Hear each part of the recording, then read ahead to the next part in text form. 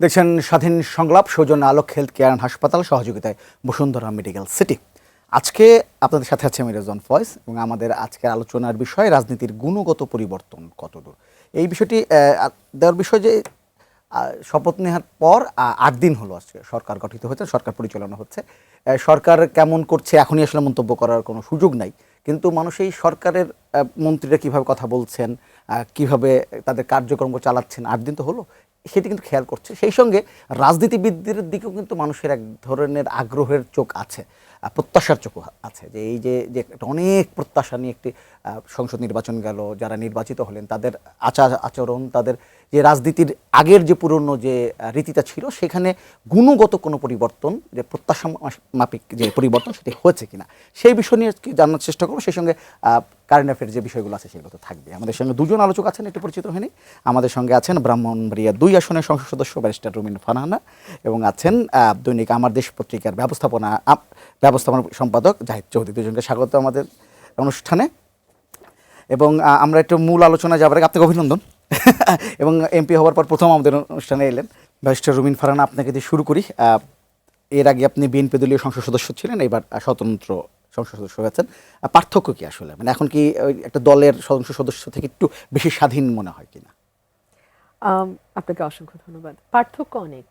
আগে আমি হয়েছিলাম সংরক্ষিত নারী আসনে, এবং সংরক্ষিত নারী আসনের উদ্দেশ্য বা লক্ষ্য হচ্ছে পরবর্তীতে যাতে তিনি নির্বাচিত জনপ্রতিনিধি হতে পারেন সেজন্য তাকে প্রস্তুত করা। আমি জানি না এই আসনটিকে অতীতে কোনো নারী সংসদ সদস্য ঠিক তার লক্ষ্য উদ্দেশ্য অনুযায়ী ব্যবহার করেছেন কিনা, কিন্তু আমি করেছিলাম। আমি আমার সীমিত বরাদ্দের প্রতিটি পয়সা আমার এলাকার মানুষের কাছে, এলাকার রাস্তাঘাটে আমি ব্যয় করেছি। সো সে কারণে আমার একটা প্রবল জনমত এলাকায় তৈরি হয়েছে, এবং সেটারই ফলস্বরূপ আমি যখন এবার স্বতন্ত্র নির্বাচন করলাম, আমি প্রায় 40,000 ভোটের ব্যবধানে আমি জয়লাভ করি। এবং কিছু ইররেগুলারিটিস যদি ইলেকশনে না হতো, এই ব্যবধান আমার ধারণা আরও অনেক বেশি হতো। বাট এনিওয়ে, আমি এখন আগের চেয়ে অনেক বেশি, আমি বলবো, স্বাধীন তো বটেই, সেই সঙ্গে প্রাজ্ঞ এবং অভিজ্ঞও তো বটে। বিকজ 3.5 বছরের সংসদের অভিজ্ঞতা আমার আছে। একই সঙ্গে আমি আমার এই 10 বছর আমার এলাকায়, আমি 2017 সালে কাজ শুরু করি, এটা 2026, 9 বছর। আমি আমার এমন কোনো গ্রাম নাই যেখানে আমি যাই নাই, এমন কোনো ওয়ার্ড নাই যে ওয়ার্ডে আমি একবার হলেও যাই নাই। সো আমি আমার প্রতিটা এলাকার প্রতিটা কোণা, প্রতিটা সমস্যা, প্রতিটা অসুবিধা, প্রত্যেকটা চাওয়া মোটামুটি আমার খুব ভালো ধারণা আছে। সো আমার জন্য কাজ করাটা অনেক সহজ হওয়া উচিত। কিন্তু আনফর্চুনেটলি আমাদের পলিটিক্যাল কালচারটা এরকম যে প্রশাসন, পুলিশ এখনো ইন্ডিপেন্ডেন্টলি কাজ করতে পারে না। এখনো, এতদিন আমরা আওয়ামী পুলিশের সঙ্গে অভ্যস্ত ছিলাম, এখন বিএনপি পুলিশের সঙ্গে অভ্যস্ত হচ্ছি, বিএনপি প্রশাসনের সঙ্গে অভ্যস্ত হচ্ছি। এটা খুব স্বস্তিদায়ক নয়। ধরুন 21শে ফেব্রুয়ারি নিয়ম মাফিক কথা ছিল, ওয়ারেন্ট অফ প্রেসিডেন্স যদি আপনি দেখেন, এলাকার সংসদ সদস্য সবচেয়ে আগে ফুল দেবে, এবং সেজন্য এলাকাটা, মানে শহীদ মিনারের সামনে মানুষের ক্রাউড যদি থেকে থাকে, ভিড় যদি থেকে থাকে, সেটাকে সরিয়ে সংসদ সদস্য যাতে নিরাপদে গিয়ে ফুল দিতে পারেন সেটা ব্যবস্থা করার দায়িত্ব ছিল লোকাল প্রশাসনের। তারা কি করেছে আপনারা দেখেছেন। সো মনে হয় যে আওয়ামী লীগের সময় যেমন বিএনপির এমপি বা বিএনপির নেতা কর্মীদেরকে যন্ত্রণা দিয়ে এক ধরনের আনন্দ ছিল, এখন মনে হয় যে সেটাই ঠিক রিভার্স হয়েছে। একই, মানে 17 বছরে আসলে আমার দুঃখ লাগে যে কিছু শেখে নাই। মানে মনে হচ্ছে যেন যে 17 বছর কিছু হয় নাই, কিছু ঘটে নাই। বিএনপির নেতাকর্মীরা এখন যেরকম বীর দর্পে কাজ করছে তখনও তেমনই করতো, মানে অ্যাজ ইফ 17 বছর আসলে ছিল না মাঝখানে। এখান থেকে কোনো কিছু শিখবার নাই, বুঝবার নাই, জানবার নাই, 5ই অগাস্টের কারণ অন্বেষণ করে সেখান থেকে কিছু শিখবার কোনো তাগিদ আমি আসলে এই নতুন সরকারে দেখছি না। সো আনফরচুনেট, খারাপ লাগে। আমার এক সময়কার দল 4 দিন হয়ে গেছে 21শে ফেব্রুয়ারি ঘটনাটা বললেন, এখন পর্যন্ত কোনো এটার কোনো আছে কিনা, মানে প্রশাসনের পক্ষ থেকে? দেখুন, আমি মামলা করতে হয়েছে আমাকে, এবং আমার ইচ্ছা ছিল দ্রুত বিচার আইনে মামলা করা, কারণ সেখানে সমস্ত ইনগ্রেডিয়েন্টস গুলো ছিল। কিন্তু প্রশাসন আমার সাথে বার্গেইন করলো যে যদি আপনি দ্রুত বিচারে করেন তাহলে কিন্তু আমরাও আপনার বিরুদ্ধে দ্রুত বিচারের মামলা নেব। সো এটা একটা ট্রেড অফের মতো। হ্যাঁ, সো আমাকে দ্রুত বিচার করতে পারলাম না, আমাকে পেনাল কোডে করতে হলো। আচ্ছা। পরের দিন আমার নেতাকর্মীদের বিরুদ্ধে পেনাল কোডে মামলা হলো, সেটার জামিন নেওয়া হয়েছে। এবং আপনি দেখুন প্রশাসন আরো যেটা করেছে, ওইখানে তো পুলিশ উপস্থিত, ওসি উপস্থিত, ওসির এসআই সবাই উপস্থিত, ওনারা তো দেন অ্যান্ড দেয়ার অ্যারেস্ট করার কথা। তারা আমার নেতাকর্মীকে ধাক্কা দিয়ে গিয়ে শহীদ মিনারের দখল নিয়েছে, এটা তো তাদের সবার চোখের সামনে হয়েছে। তখন অ্যারেস্ট করলো না কেন? কারণ তাদের দলীয় পরিচয় জানতে হবে, বিএনপি ক্ষমতায় আছে। তো ঠিক শেখ হাসিনা যা করেছেন, তারেক সাহেব যদি ঠিক তাই করেন, তাহলে ওনার জন্য শেখ হাসিনা তো 15 বছর পেরেছেন, উনি 5 বছর পারবেন কিনা আমি জানি না। জি, আসছে এই বিষয়টা আমি একটু জাহিদ চৌধুরী আপনার একটু বিশ্লেষণ জানতে চাইবো যে রুমিন ফারহানা বলছিলেন সংসদ সদস্য নির্বাচিত হয়ে বলছেন যে 17 বছর যেন কিছুই হয়নি, বা রাজনীতিবিদ যারা রাজনীতি কর্মী আছেন তারা মনে হয় কিছুই শেখেনি। অবস্থা আমরা গুণগত পরিবর্তনের কথা বলছি। ধন্যবাদ আপনাকে, ধন্যবাদ ব্যারিস্টার রুমিন ফারহানাকে, ওনাকে অভিনন্দন এমপি নির্বাচিত হওয়ার জন্য সরাসরি ভোটের মাধ্যমে। এবং অনেক টাফ ছিল এই নির্বাচনটা, ওনার জন্য খুব আগ্রহের কেন্দ্র ছিল ব্রাহ্মণবাড়িয়া 2 আসনটি। তো আমি উনি যে কথাগুলো বলছেন এর কিছু জায়গা আমি একটু দ্বিমত পোষণ করি, তারপরে একমত পোষণের জায়গাটাতে আসছি। যেমন উনি যেভাবে সহজভাবে মামলা করতে পেরেছেন, আওয়ামী লীগের আমলে এই ঘটনাটি ঘটলে উনি মামলা করতে পারতেন না। উনি এটা আমার সাথে আমার মনে হয় এগ্রি করবেন যে পরিবর্তন একেবারে নাই এটা বলার কিন্তু সুযোগ নাই। এটা আওয়ামী লীগের আমলে সম্ভবই ছিল না, পুলিশ মামলাই নিত না। এটা অসংখ্য ঘটনা আমরা ওই সময় এইভাবে দেখেছি। আর এর বাইরে এই ঘটনা দিয়ে যখন আপনি শুরু করলেন, পরিবর্তন দেখার জন্য আপনি 8 দিনের মাথায় এইটা নিয়ে কোনো মন্তব্য করাটা সম্পূর্ণ অন্যায় হবে কারো উপর। যে পরিবর্তন হলো কি হলো না, 17 বছরের সাথে 8 দিনের তুলনা করলে এটা বোঝার কোনো সুযোগ নেই। লক্ষণ তো অবশ্যই আছে। আমরা কিছু জায়গায় আমরা বলতে পারি যে তারেক রহমানের যে বিষয়গুলোকে ক্রেডিট দেওয়ার মতো, বিএনপি সরকারের কিংবা তারেক রহমান সাহেবের যে ক্রেডিট দেওয়ার মতো বিষয়গুলো হলো যে উনি যে গতিতে কাজটা শুরু করেছেন, এটা আমার কাছে মনে হয়েছে। আমি ব্যক্তিগতভাবে কিংবা একজন সাংবাদিক হিসেবে যে জিনিসটা দেখেছি যে উনি একদিনও সময় নষ্ট করেননি, ছুটির দিনেও কাজ করছেন এবং যেভাবে শুরু করেছেন ওনার নির্বাচনী প্রতিশ্রুতি, জাতীয় বিভিন্ন বিষয় নিয়ে, পাবলিক ইন্টারেস্ট যেখানে আছে এই সমস্ত বিষয় নিয়ে উনি যে গতিতে কাজটা শুরু করেছেন, এই গতিতে যদি কাজ চালিয়ে যান তাইলে আমরা শিগগির এটার পরিবর্তন রাষ্ট্রীয় জীবনে, জাতীয় জীবনে দেখতে পাবো বলে আশা করছি। এখন এটা উনি কতদিন কন্টিনিউ করবেন, কন্টিনিউ করতে পারবেন কিনা। আর আপনি আরেকটা জিনিস শুরুতে বলেছিলেন আপনার ভূমিকায়, যেটা যারা মন্ত্রী সবাই স্থান পেয়েছেন তাদেরকে উনি চেষ্টা করছেন যে ওনার গতির সাথে তাল মিলিয়ে তারা যাতে করতে পারেন। এবং আমরা এর মধ্যে একটা জিনিস দেখেছি যে সচিবালয়ে উনি খুব সকাল সকাল অফিস করছেন, এর ফলে সচিবালয়ে কাজের, আমি আমার সহকর্মীদের কাছ থেকে যারা সচিবালয় বিটি কভার করেন তাদের কাছ থেকে আজকেও আমি শুনছিলাম যে বলছে সচিবালয়ে একটা পরিবর্তন আসছে। মানে আগে 10টা 11টায় অনেক কর্মকর্তা সচিবালয়ে যেতেন, এখন সকালে গিয়েই তাদেরকে প্রস্তুত থাকতে হচ্ছে কখন ডাক পড়বে, কখন কোন বিষয়ে ফাইল রেডি করতে হবে।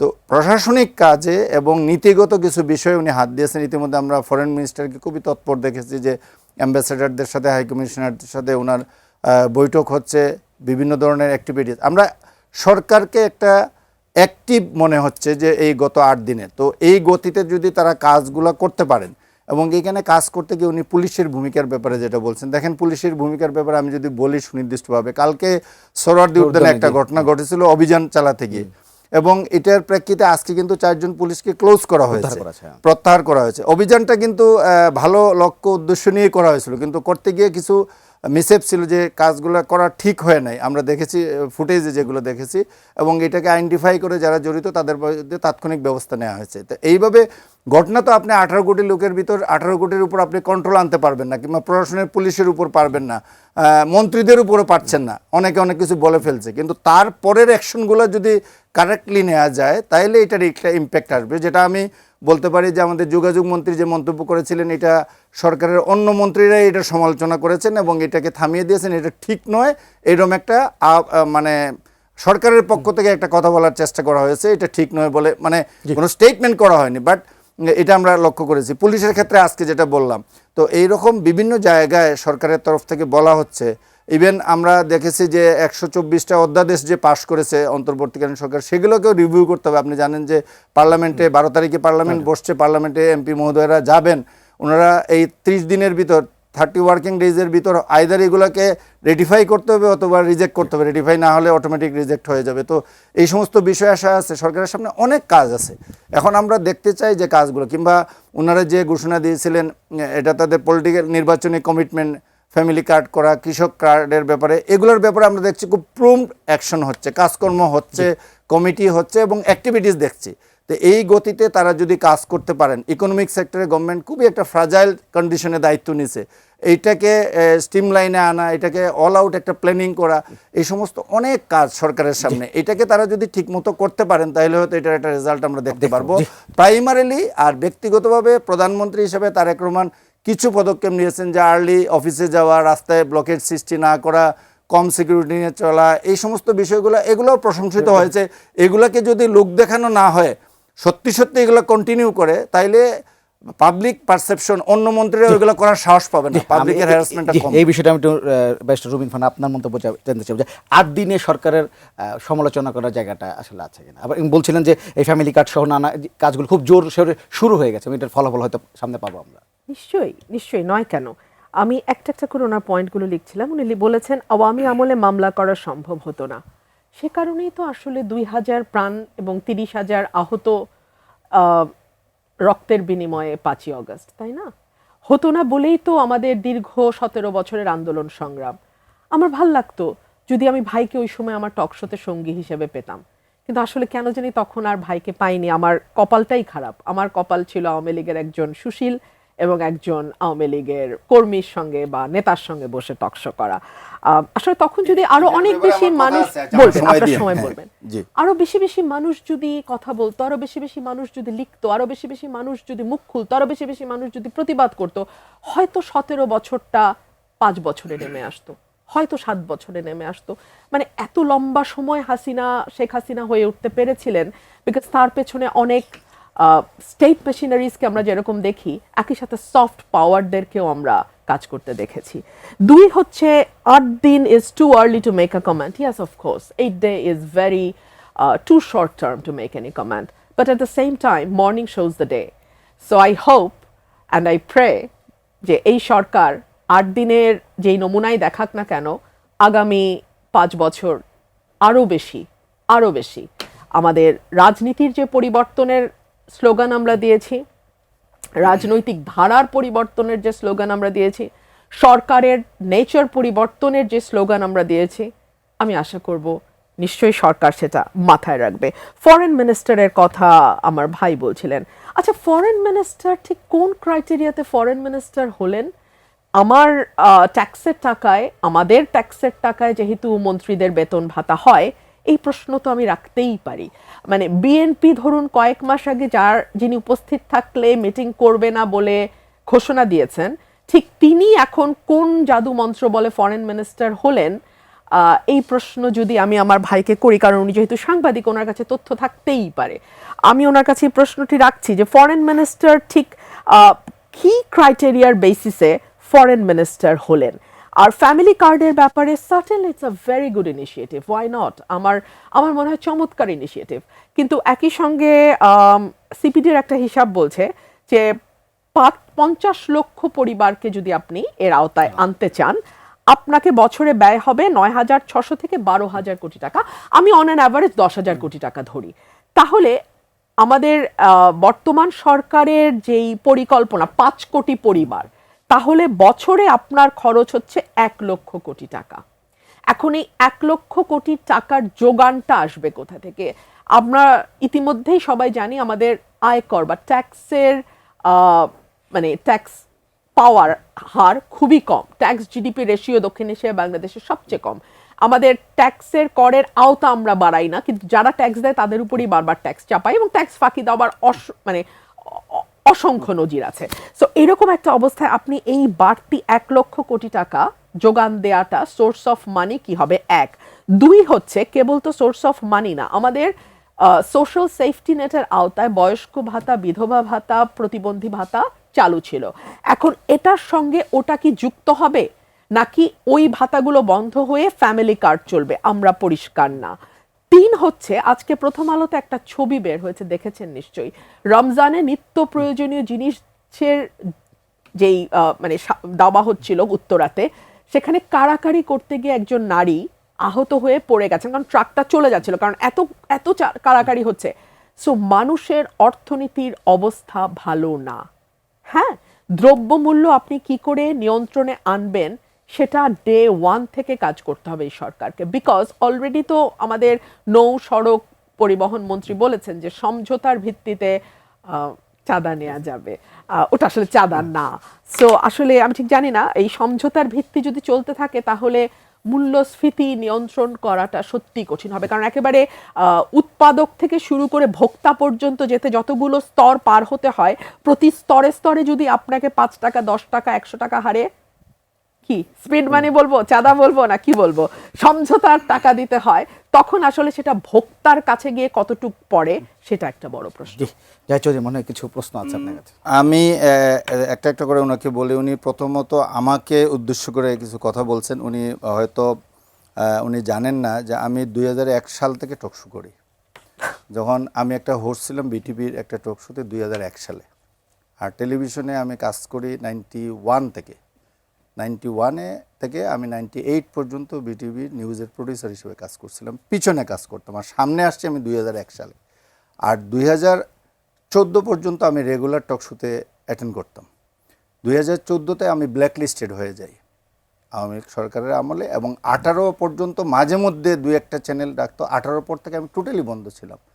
এখন রুমিন আপার সৌভাগ্য, কিংবা আমি জানি না উনি ডাক পেতেন, আমি কিন্তু ডাক পেতাম না। আমি যদি কোনো চ্যানেলে ডাক না পাই, আপনি যদি আজকে আমাকে না ডাকতেন, আমি তো জোর করে আসতে পারবো না। আমি কিন্তু এরকম না, এবং আমি আমার দেশের জন্মলগ্ন থেকে আসি। তার আগে মানব জমিনে, তার আগে দৈনিক বাংলায় ছিলাম। তো আমার দেশের বয়স হলো 2004 সালে আমরা শুরু করেছি। তো 4 থেকে 26 এখন কত বছর হলো? 22 বছর। তো 22 বছর থেকে এখানে আসি, এবং আমার দেশের উপর কি টর্চার হয়েছে সবাই জানে, দেশবাসী জানে, এবং আমরা কি ভূমিকা রেখেছি আওয়ামী লীগের বিরুদ্ধে রুমিন আপা খুব ভালো করে এটা জানেন। এটা জানার পর হয়তো উনি জানেন না যে আমি আমার দেশের শুরু থেকে আমার দেশে ছিলাম কিনা, ওটা হয়তো উনি জানেন না, কিন্তু আমার দেশের শুরু থেকে ইনফরমেশনটা ওনাকে দিলাম। সো আমার মনে হয় এরপরে ওনার মনে আর আমাকে নিয়ে কোনো সন্দেহ থাকার কোনো সুযোগ নেই, কোনো সুযোগ নেই। না, আপনি আরেকটা কথাও বলছেন, এটা এমন পর্যায়ে বলছেন যে সফট পাওয়ার কাজ করেছে, এটা কিন্তু আমাকে ইন্ডিকেট করে করেছেন। সো আপনি এটা উইথড্র করতে হবে। আমরা সফট পাওয়ার ছিলাম না, আমরা যে কি পর্যায়ে টর্চার হয়েছি। এবং আমি এক যুগ আমি 6টা পত্রিকায় চাকরি পেয়েছি, আমি নাম বলতে পারি কোথায় কে কিন পদে চাকরি দিয়েছিল।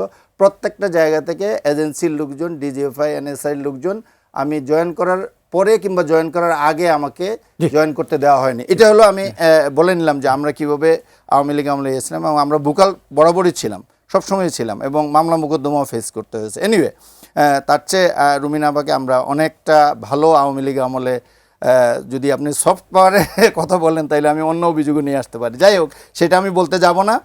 আমি প্রায়োরিটির ক্ষেত্রে যে জিনিসটা বলছিলেন, যে গভর্নমেন্ট তো 3টা প্রায়োরিটির কথা তারা বলেছে, এবং এটার মধ্যে দ্রব্যমূল্য নিয়ন্ত্রণে রাখা, এবং তারা জাস্ট রোজার দিনই আগের ওই দিনে রাত্রে থেকে সেহরি খাওয়া শুরু হয়েছে, ওই দিনে দায়িত্ব নিয়েছে। এবং আমরা তাদের চেষ্টা আমরা দেখছি কমার্স মিনিস্টারকে অনেক ইনিশিয়েটিভ নিতে এর ভিতর। আমরা তাদেরকে এই ক্রেডিটটা, এটা অন্তর্বর্তীকালীন সরকার যেটুকু করে গেছে এটার উপর বেস করেই কিন্তু বাকিটা তাদেরকে কন্ট্রোল করতে হবে। এটা করছে কিনা, রাস্তায় চাঁদাবাজি বন্ধ হচ্ছে কিনা, এগুলো কিন্তু গভর্নমেন্টকে স্ট্রিক্টলি করতে হবে। এখন পর্যন্ত মেজর কোনো বিষয় আমরা দেখি নাই যে যেখানে আমরা বলতে পারি চোখে আঙ্গুল দিয়ে যে এইটা গভর্নমেন্টের ফেইলিয়ার, আজকের দিনে এই কাজটা তুমি করেছো, যেটা করলে এখন মিডিয়া এবং সোশ্যাল মিডিয়া খুবই অ্যাক্টিভ আছে। একটা গভর্নমেন্টকে, বিএনপি গভর্নমেন্টকে এই জিনিসটা মানে চেঞ্জ, যেটা আমি বলবো, যেটা অনেক দিনের চেঞ্জ, বিশেষ করে আগস্ট পরবর্তী, জুলাই বিপ্লব পরবর্তী যে পরিবর্তনটা, এইটাতে মানুষ অনেক অ্যাক্টিভ যে কোনো বিষয়ে। কালকে সোহরাওয়ার্দী উদ্যানের ঘটনাটা এটার একটা এক্সাম্পল। ওইখানে কিন্তু লাইভ করছিল, যাদের উপর টর্চার করা হচ্ছিল তাদের পক্ষেও কেউ একজন লাইভ করছিল। আমি রাত্রের এই ঘটনাটা দেখেছি, তারপরে কিন্তু আজকের এই ফলো আপগুলো করা সম্ভব হয়েছে। সুতরাং এখন গভর্নমেন্টকে অনেক বেশি সোশ্যাল মিডিয়ার বাইরে একটা ওয়াচডগের মধ্যে রেখে সারাক্ষণ তারা ওয়াচডগ হিসেবে কাজ করছে। সো এই যে কোনো ঘটনায় গভর্নমেন্টকে মানে অনেক বেশি সতর্ক থাকতে হবে। ওই দিন যেমন যোগাযোগ মন্ত্রীর বক্তব্যটা যেভাবে ফলো করে প্রচার হয়েছে, এটা আওয়ামী লীগ আমলে সম্ভব ছিল না, সোশ্যাল মিডিয়া থাকার পরও সম্ভব ছিল না। ফ্যামিলি কার্ড নিয়ে, ফ্যামিলি কার্ড, ফরেন মিনিস্টারের কথাটা, আচ্ছা আমি ফরেন মিনিস্ট্রি নিয়েও বলছি।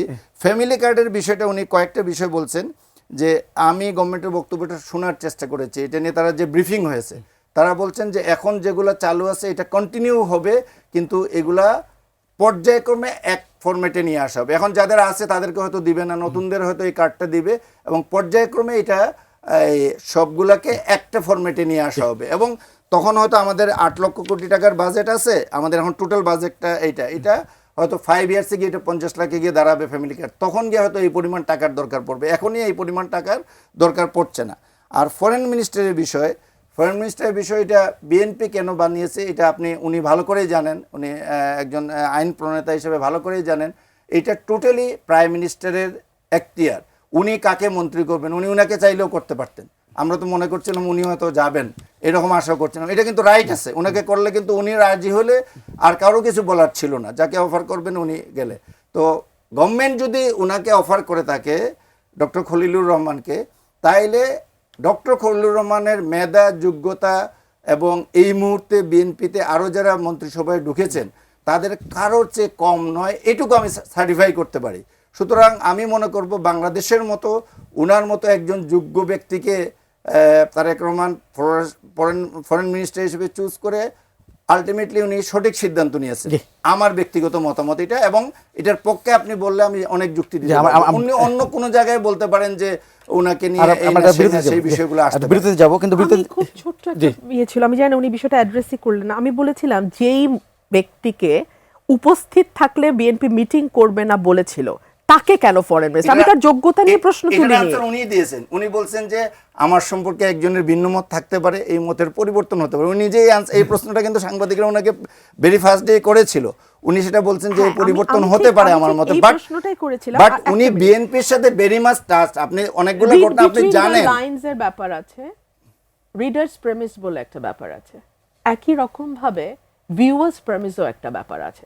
সো এই বিষয়গুলো, অস্পষ্টতাগুলো আপনি বলতেই পারেন আপনার ব্যাখ্যা, যে মানুষ কান ভারী করেছে পরে আবার কান পাতলা হয়েছে, কিন্তু এই প্রশ্নগুলো থেকে যায়। এবং যখন গভর্নমেন্ট যাওয়ার একদিন আগে একটা ভয়াবহ রকম চুক্তি হয় ইউএস এর সাথে, যখন তিনি ফরেন অ্যাডভাইজার ছিলেন, এবং তিনি ওই অ্যাডভাইজারশিপ না, ফরেন অ্যাডভাইজার ছিলেন না, সরি, উনি প্রতিরক্ষা, হ্যাঁ, কিন্তু তো এই ন্যাশনাল সিকিউরিটি অ্যাডভাইজারের পদ থেকে না সরার মানে উনি কিন্তু মানে পদত্যাগের সময়টা উনি পান নাই। হ্যাঁ, এটা পদত্যাগের কোনো বিষয় না, অটো হয়ে যায়, উনি এখানে চলে এটা বাতিল হলে ওটা শপথ নিলে অটো হয়ে যায়, চলে এসেছেন। সো এই প্রশ্নগুলো রাখেন, এই প্রশ্ন ঠিক আছে। আমরা বিরতিতে যাবো, যাওয়ার আগে জাহিদ ভাই একটু ছোট্ট করে জানতে চাই, আপনি বলছিলেন যে রুমিন ফারহানা ইচ্ছে করলে তাকে মন্ত্রী করা যেত, মন্ত্রী করলে কোন মন্ত্রণালয়ে বেশি ভালো হতো রুমিন ফারহানার জন্য? উনি নিজেই বলতে পারবেন, উনি অনেক জায়গায় ভালো করতে পারতেন। উনি যদি ল পার্লামেন্টারি অ্যাফেয়ার্স হতেন খুব ভালো হতো। উনি নারী বিষয়ক নারীদের মঙ্গলের জন্য অনেক কিছু করতে সবচেয়ে ভালো করতে পারবে একজন পার্লামেন্টারিয়ান হিসেবে। আচ্ছা ঠিক আছে, আমরা এবং স্বাধীনভাবে উনি মানুষ ভাবুক কোন মন্ত্রণালয় তাকে বেশি মানাতো, আমরা বিরতিতেই ঘুরে আসি। ব্যারিস্টার রুমিন ফারহানা, এই কয়েকদিন আগে আপনি একটা ইন্টারভিউতে, খালিদ মহিউদ্দিনের একটা ইন্টারভিউতে বলেছিলেন যে খুলনা, বরিশাল, রাজশাহীকে আওয়ামী লীগ বিদেশের মতো করে ফেলেছে। মানে এই ধরনের কথা অনেকে কিন্তু এক ধরনের একটা মানে কি বলে কনক্লুশন আসতে পারে যে আপনি আওয়ামী লীগের প্রতি একটু সফট কিনা, আপনার বক্তব্য আওয়ামী লীগের প্রতি একটু সফট কিনা, বা নানা অন্য বক্তব্য মিলে যদি। হ্যাঁ, ভালো বলেছেন। এই দেশে এই ধরেন 5ই আগস্টের আগে গাছের পাতা আওয়ামী লীগ করতো, আর এখন 5ই আগস্টের পরে গাছের পাতা শুদ্ধ আওয়ামী বিরোধী হয়ে গেছে। আমি যা দেখেছি আমি তাই বলেছি। আমি জানি না আপনি গেছেন কিনা খুলনা, বরিশাল, রাজশাহীর ওইদিকে, আপনি আমাকে নিজে বলেন তো কেমন হয়েছে। বরং আমি তো বলবো এখানে বৈষম্য হয়েছে। খুলনা বা বরিশাল যেহেতু এটা গোপালগঞ্জের কাছে বেল্ট, ওই বেল্টটা, সেই জন্য সেখানে বরাদ্দ যেমন বেশি হয়েছে, কাজ যেমন বেশি হয়েছে, সেরকম ঝাঁ চকচকে চমৎকার বিদেশের মতন তারা রাস্তাঘাট তৈরি করেছে। সাথে যে আমি আমার কনস্টিটিউয়েন্সির কথাটা বললাম, সেটা কেন এড়ায় গেল মানুষ? মানে আমাকে গালি দিতে হলে ওইটা ব্যবহার করতে আরাম লাগে, কিন্তু সাথে যে আমি আমারটা বললাম যে আমার ব্রাহ্মণবাড়িয়ার এই বেহাল দশা যেটা দেখলে আমার বড় কষ্ট হয়, এই কথাটা তো যুক্ত হলো না। এই যে সরকার, একই সরকার তার নিজস্ব এলাকাকে বিদেশ বানালো, কিন্তু তার ভিন্ন মতের যে এলাকা, কারণ ব্রাহ্মণবাড়িয়া আসলে আওয়ামী লীগের তেমন ভোট কখনোই ছিল না, এই এলাকাটাকে যে অবহেলিত রাখলো, এটাই তো সরকারের সবচেয়ে বড় সমালোচনা। কিন্তু আপনার নজর মানে আপনার মানে যারা আমার দোষ খুঁজতে চায় তাদের নজর হচ্ছে রুমিনকে ফাঁদে ফেলতে হবে। সো রুমিন ওই যে বলেছে বিদেশের মতো করেছে ওটুকু ব্যবহার করছে, কিন্তু একই সঙ্গে এটা সরকারের তীব্র বৈষম্য ইঙ্গিত করে। আমার ভাই আমাকে কিছু কথা বলেছেন যার একটা উত্তর দিতে হয়। আমার নামে মামলা ছিল 10টা, এই 10টা মামলায় আইনজীবী হওয়ার, এর মধ্যে খুনের মামলাও ইনক্লুডেড।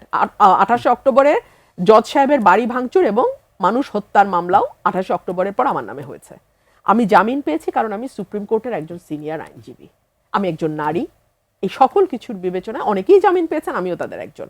আমাকে একটা নাম বলেন তো, আমি ছাড়াও আরো 2-3 জন নারী, অন্তত 1-2 জন নারী তো বটেই, প্রতিদিন টকশো করতেন বিএনপির পক্ষে। তাদের কাকে কেবলমাত্র টকশো করার কারণে জেলে যেতে হয়েছে আপনি কিন্তু একটা নামও বলতে পারবেন না। On the top of everything আমি একজন আইনজীবী, মানবাধিকার কর্মী, নারী, এবং last but not the least বাংলাদেশের আজকের প্রতিষ্ঠা হওয়ার পেছনে যাদের অবদান আছে তাদের একজনের সন্তান আমি। বাংলাদেশের ভাষা আন্দোলনের একজন নায়ক বলতে হলে সেটা অলি আহাদ। সুতরাং চাইলেই চট করে হাত দিয়ে দেওয়া যায় বোধহয়, ব্যাপারটা এত সহজ অন্তত কিছুদিন আগে পর্যন্ত ছিল না। এখন অবশ্য আমি জানি না নতুন রাজনীতির ধারা কিরকম হবে, বাট এতদিন আগে পর্যন্ত এত সহজ ছিল না। 5ই অগস্টের ঠিক আগে আগে আমার বাড়িটাই কিন্তু ভাঙচুর হয়েছিল। 5ই অগস্টের ঠিক আগে আগে আমি কিন্তু নোন ফেসদের মধ্যে রাস্তায় নেমেছিলাম, অতি নোন ফেস, পলিটিক্যাল অতি নোন ফেস। আমি কালচারাল বা অন্য অ্যাক্টিভিস্টদের কথা বলছি না, অতি নোন ফেস। আমি ঠিক যেমন ঝিকাতলায় গানের আসরের মধ্যে আমি নেমেছিলাম ঝুম বৃষ্টিতে, ঠিক তেমনি শহীদ মিনারের পাদদেশে গিয়ে আমি দাঁড়িয়ে বক্তৃতা করেছিলাম, এবং তারপর সেই রাতে আমার বাড়ি ভাঙচুর করা হয়, গাড়ি ভাঙে, সিসিটিভি ভাঙে, অনেক কিছু ম্যাসাকার হয়। ওই রাতে যে কোনো কিছুই হতে পারতো। সো আপনি যখন কারো দিকে এই ব্যাপারগুলো দল কেন মূল্যায়ন করলো না? এটা তো দলকে জিজ্ঞেস করবেন, আমি কিভাবে বলবো? যদি আপনি বলতেন আমার জনপ্রিয়তা কম সেজন্য আমি নমিনেশন পাইনি, তাহলে আমি বুঝতে পারতাম। কিন্তু আমি তো পাস করে দেখাই দিলাম, দল ছাড়াই পাস করলাম, 40,000 ভোটের ব্যবধানে পাস করলাম। আরো ফেয়ার ইলেকশন হলে আরো বেশি ভোটের ব্যবধান হতো। হ্যাঁ, তবে আমি স্পেশালি আবারও থ্যাঙ্কস দিব বাংলাদেশ সেনাবাহিনীকে। বাংলাদেশ সেনাবাহিনী যদি একদম প্রথম থেকে শেষ পর্যন্ত কঠোরভাবে নজরদারিতে না রাখতো, অ্যাটলিস্ট আমার কনস্টিটিউয়েন্সির কথা আমি বলতে পারি, ম্যাসাকার হয়ে যেত এই কনস্টিটিউয়েন্সিতে। কোনো কিছু বলবেন কি? না আমার একটা প্রশ্ন আছে। আমি একটু রুমিন আপার ব্যাপারে এটা বলতে চাই যে অবশ্যই উনি যেগুলো বলছেন, ওনার নামে মামলা হয়েছে, হয়রানির শিকার হয়েছেন।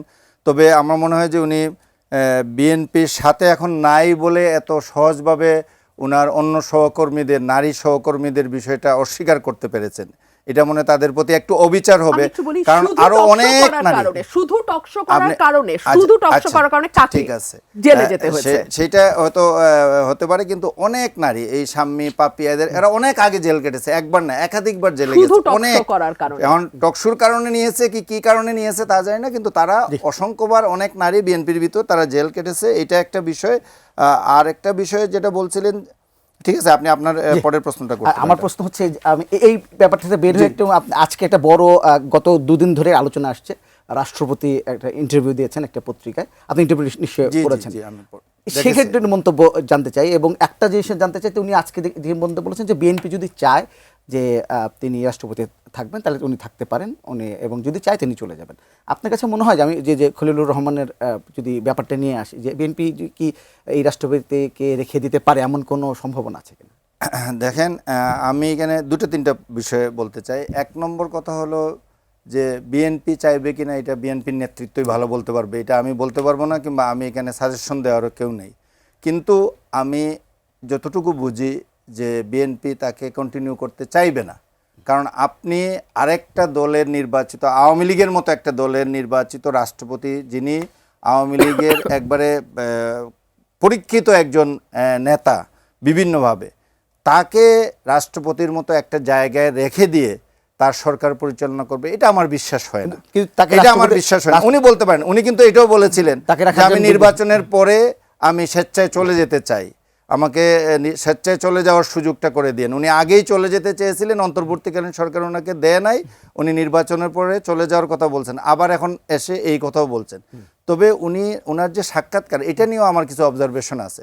আমার অবজারভেশনটা হলো, আমি মনে করি যে এই জায়গায় এই পদে থেকে এইভাবে ওনার কথাবার্তা বলাটা ঠিক হয়নি।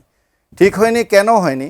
আপনি অনেকগুলো বিষয় আছে দেখেন এখানে জানি না কার লাভ কার ক্ষতি হয়েছে, কারা এই সাক্ষাৎকারের নেপথ্যে আছে, নিশ্চয়ই কেউ না কেউ আছে এটার পিছনে নেপথ্যে, এটা মানুষ অনুমান করতেই পারে। কিন্তু উনি যে কথাগুলো বলেছেন, যেভাবে বলেছেন, 5ই আগস্টের পরে উনার যে অবস্থান ছিল তারপরের অবস্থান যখন এটাকে বিএনপি বাধা দিয়েছে এবং এখনকার অবস্থান, কিন্তু তিনটা প্রেক্ষাপট। 5ই আগস্টের পরে উনার থাকার কথা না, অন্য সবাই চলে গেছে, উনিও চলে যাওয়ার কথা, কিন্তু ওই সময় ওনাকে বিদায় করেনি, যারা বিদায় করার কথা ছিল তারা বিদায় করেনি। তারপরে যখন একটা অংশ বিদায় করতে চেয়েছে, সরকারের বলেন কিংবা স্টেক হোল্ডারদের বলেন, অন্যরা চায়নি, তখন এক পর্যায়ে উনি থেকে গেছেন। এখন এসে উনি আবার আরেকটা কথা বলছেন। তো এইটা অনেকে বলছেন যে রাষ্ট্রপতির গোপনীয়তার শপথ ভঙ্গ করছেন, এইরকম কথাবার্তাও আসছে, নানা কিছু আসছে। শুধু সেইটা নয়, আমি মনে করি যে এইরকম একটা পর্যায়ে থেকে উনি হলো রাষ্ট্রের অভিভাবক পদাধিকার বলে উনার পদে থেকে এখন উনার কথা নিয়ে এরকম বিতর্ক সৃষ্টি হতে পারে, এইরকম কথাবার্তা এখানে বলে রাষ্ট্রের জন্য এটা ক্ষতিকর, এটা হওয়া উচিত না। এই প্র্যাকটিসটা করা উচিত না। এই ব্যাপারে আপনার মন্তব্যটা জানতে চাই। রাষ্ট্রপতির এটা দ্বিতীয় সাক্ষাৎকার, প্রথমটি আনঅফিশিয়াল ছিল এবং সেই আনঅফিশিয়াল সাক্ষাৎকার পরে মতিউর রহমান ভাই ছেপে দিয়েছিলেন মানব জমিনে, সেটা নিয়েও অনেক হইচই হয়েছে। এই সাক্ষাৎকারটি পড়ে বেশ কিছু বিষয় খুব স্পষ্ট হয়েছে। এক হচ্ছে, ওনাকে যত রকমভাবে অসহযোগিতা করা সম্ভব বিগত সরকার তাই করেছে। বিএনপির একটা স্ট্রং সাপোর্ট ছিল, আর্মির একটা স্ট্রং সাপোর্ট ছিল এবং বিদেশি দূতাবাসগুলোর একটা স্ট্রং সাপোর্ট ছিল। অর্থাৎ তিনটা বড় স্টেক হোল্ডারের স্ট্রং সাপোর্টের কারণে কিন্তু ওনাকে সরে যেতে বাধ্য করা যায়নি। বাট ওনার বাড়ির সামনে যে ঘটনাগুলো ঘটেছে, মানে বঙ্গভবনের সামনে, ওনার বাড়ি তো না, বঙ্গভবনের সামনে, সেটা না হলেও হতো।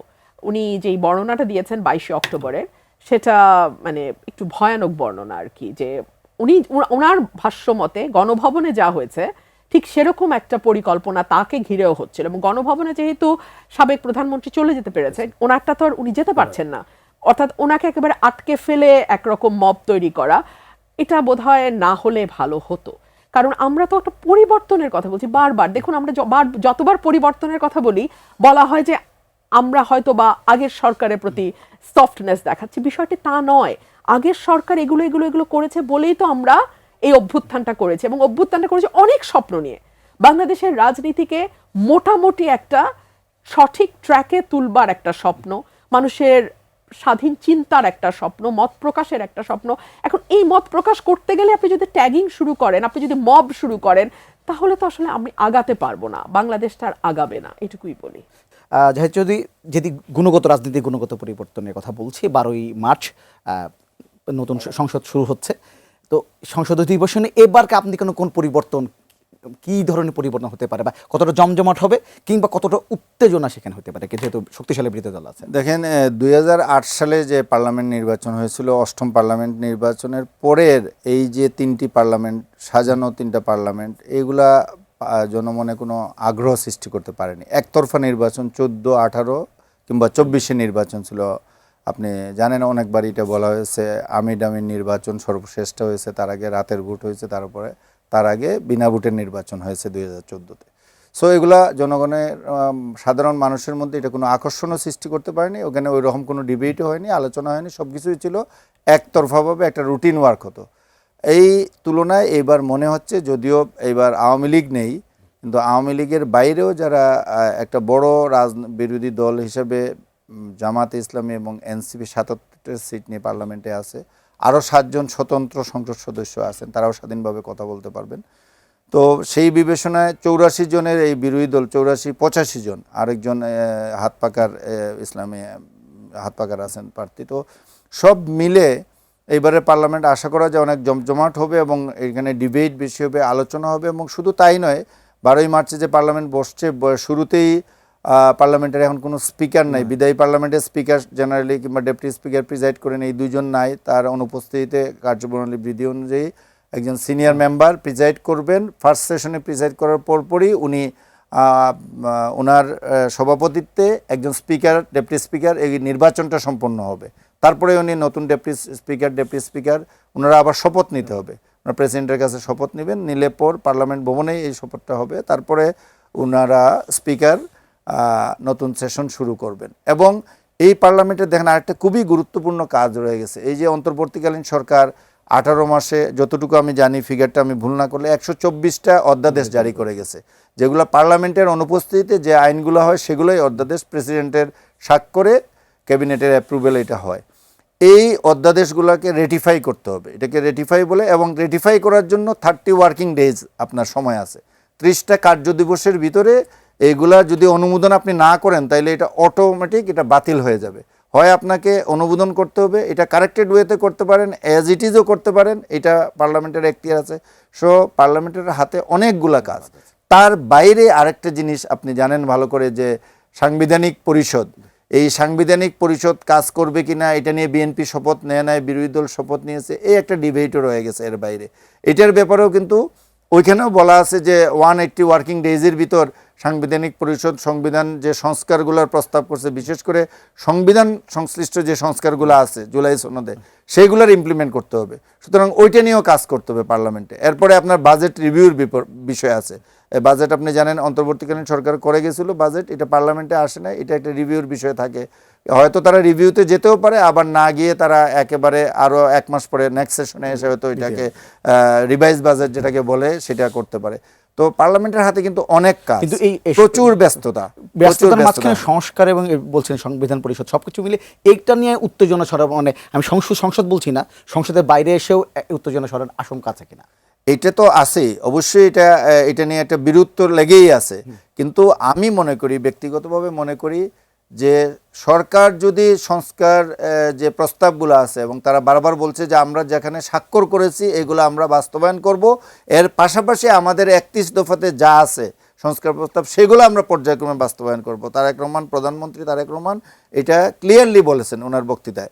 তো এখন এইটা সরকার যত দ্রুত করতে পারবে, মানুষের মনে আস্থা ফিরবে যে না, সরকার তো সংস্কার প্রস্তাবগুলো একে একে বাস্তবায়ন করছে। যেমন আপনি যেমন ইয়ের কমিটমেন্টগুলা, নির্বাচনী প্রতিশ্রুতিগুলোর ক্ষেত্রে যেভাবে দ্রুততার সাথে সরকার অ্যাকশনে গেছে, একইভাবে যদি পার্লামেন্টে দেখা যায় যে সংস্কার প্রস্তাবগুলোর ব্যাপারে, বাস্তবায়নের ব্যাপারে সরকারের তৎপরতা রয়েছে, তাইলে কিন্তু মানুষের মনে একটা আস্থার জন্ম নেবে। এটা আপনি দেখেন 180 ওয়ার্কিং ডেজ বলে, এটা আপনি 2 বছর আরও বেশিও নিতে পারেন। কিন্তু জেনারেলি যদি আমরা হিসাব করি যে বছরে যে 3টা কিংবা 4টা পার্লামেন্ট সেশন বসে, 2-3 মাস পরে পরে 1 মাসের জন্য বসে, মাঝখানে একটা ছুটো হয়, ইন প্র্যাকটিস যেটা আছে এটা যে কোনো কিছুই আপনি করতে পারেন। আপনি চাইলে 365 দিনে পার্লামেন্ট সেশন চালাইতে পারেন, কেউ আপনাকে এটা না করবে না, বাট এটা তো আর প্র্যাকটিক্যালি সম্ভব না। সো আই থিঙ্ক এটার জন্য এই 180 ওয়ার্কিং ডেজের জন্য প্রায় 2 বছর, স্বাভাবিক নিয়মে গেলে 2 বছর সময় লাগতে পারে।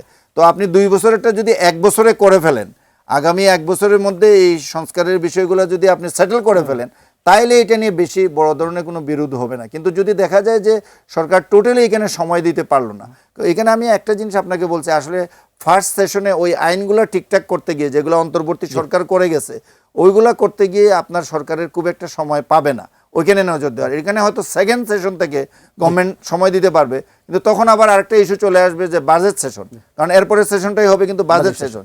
সো বাজেট সেশনে 1 মাস চলে, আপনি জানেন বাজেটের উপর আলোচনা হয়, এগুলো অনেক সময়ের ব্যাপার থাকে। তো তারপরেও আমার মনে হয় যে সরকারের আন্তরিকতা দেখলে মানুষ সহযোগিতা করবে, এবং আমরা নিশ্চয়ই একটা জমজমাট একটা সংসদ দেখতে পাবো। সংসদের অপেক্ষায় থাকলাম। আপনাকে ধন্যবাদ আমার সুযোগ দেওয়ার জন্য। আপনাকে অসংখ্য ধন্যবাদ। দর্শক, আজকের পর্ব থেকে এখানেই বিদায় নিচ্ছি। আগামী পর্বে আবারও দেখা হবে, ততক্ষণ পর্যন্ত ভালো থাকবেন, সুস্থ থাকবেন, অবশ্যই এটি নিজের সঙ্গে থাকবেন।